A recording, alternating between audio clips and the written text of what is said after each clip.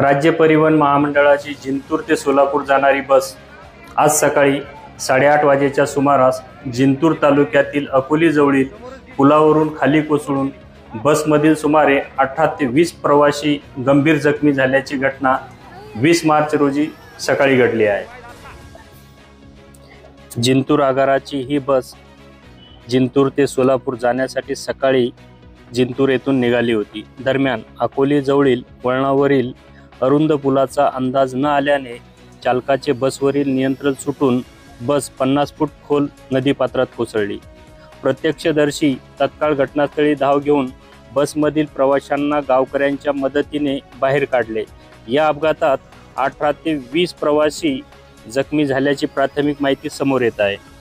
काही जखमींना जिंतूर येथील ग्रामीण रुग्णालयात तसेच गंभीर जखमींना परभणीच्या शासकीय वैद्यकीय महाविद्यालयात उपचारासाठी रवाना करण्यात आले आहे। घटनास्थळी वरिष्ठ पोलीस अधिकारी तसेच राज्य परिवहन महामंडळाचे अधिकारी दाखल झाले असून घटनेचा पंचनामा करीत आहेत। Bureau report, live Maharashtra 1 news, Jintur.